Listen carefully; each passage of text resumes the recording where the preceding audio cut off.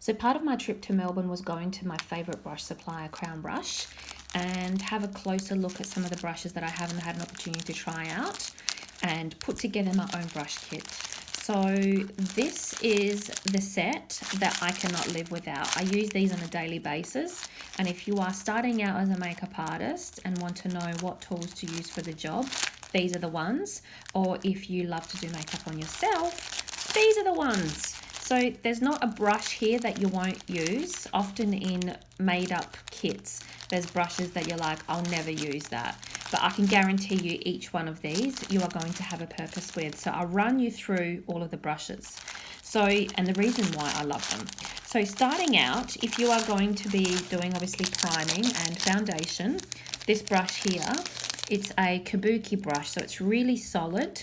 You're going to be able to get the product into your skin really nicely by stippling as well as brushing. It's on an angle, so it's also really good for contouring. If you were to use a flat foundation brush, you would get streaks on your face, whereas this literally brushes it out like a airbrush machine. So this is my go-to foundation brush. Your next brush that you would use is your also angle brush, and this is really nice from Sable.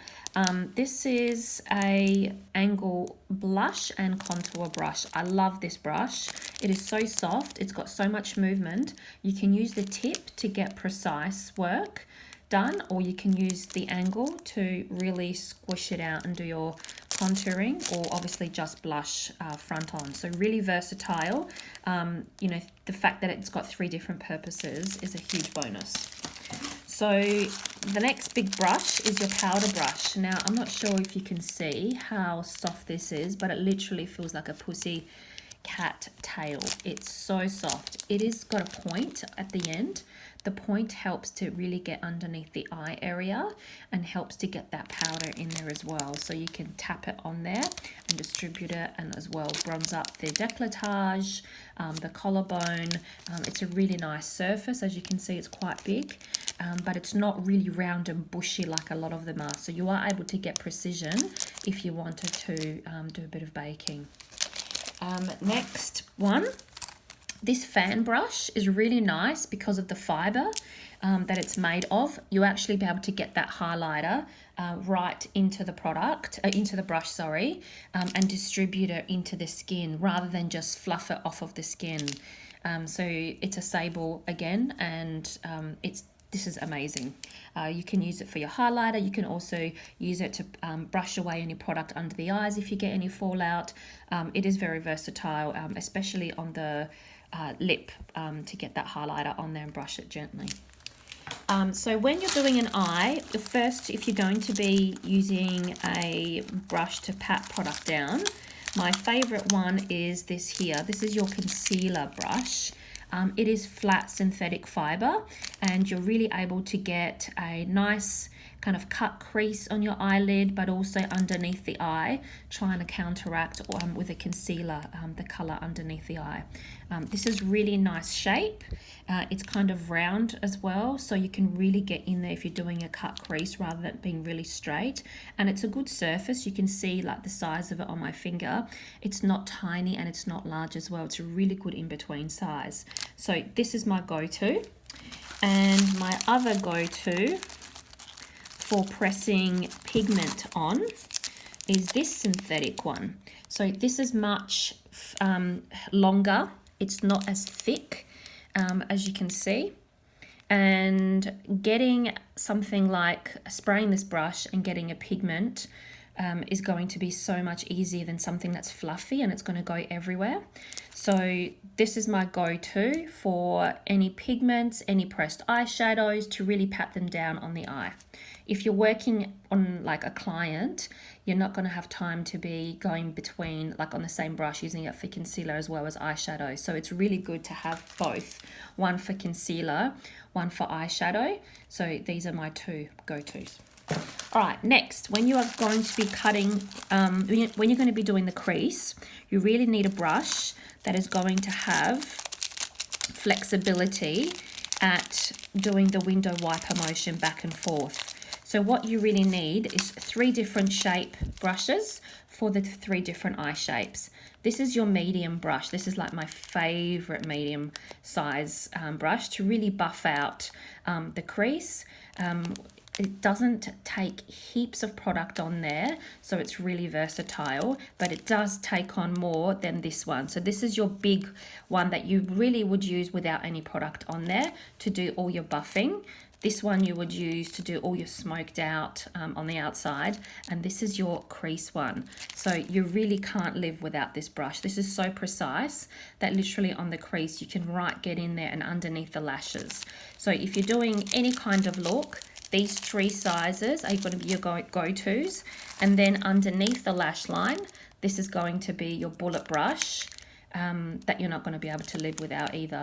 So really precise because it's got the point. So you can get underneath the lashes and work underneath that shading. So bullet brushes are really good at precise work rather than blending.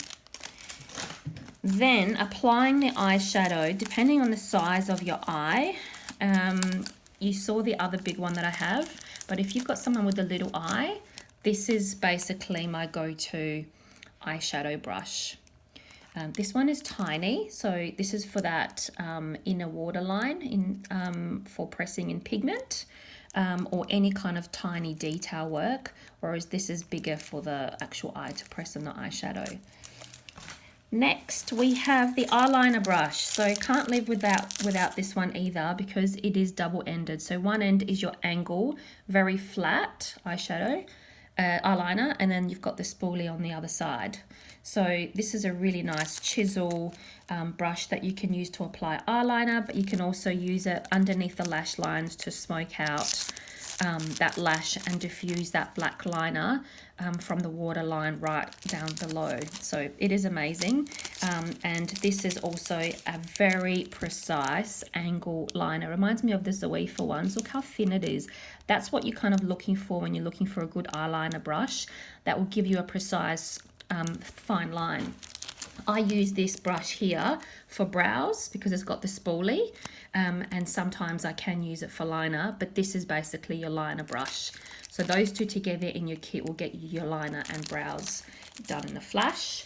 And your lashes will get done using this fan brush. You load up your mascara onto a little palette and you paste this onto your lashes. And the reason why I love this is I'm not going to have to harm the environment by having disposable spoolies laying around everywhere. I can get right into the lash line and get really nice and close to the lashes and distribute the mascara evenly, and then brush it out with my Makeup Studio comb. Now this is made out of metal, super sharp. I've stabbed myself so many times, so you have to be careful, but this is really good to brow brushes out and comb out the lashes in case you have any mascara build up. So I haven't found anything as sharp and precise as this. So they're my 2 eyelashes brow tools. And the last brush is a lip brush. So that's quite hard to find. I've struggled to find a really good one, but the shape of this really works for me because I'm able to get enough of an angle. Because it's quite long, it's not short, I'm able to really work that lip line and distribute enough product to not have to keep going back. And if you're using a matte lip liner or a matte lipstick, sometimes you run in the problem of the product drying out quicker than you can distribute it. So having a brush of this size really avoids that, and also being able to get into the Cupid's bow.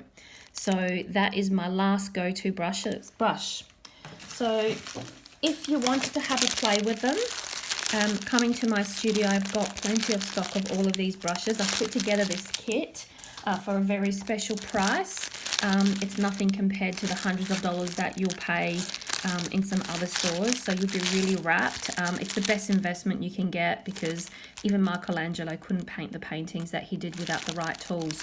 So these I can all vouch for because I use them in my daily work, and really the looks that you'll create will be as good as the tools that you use them with.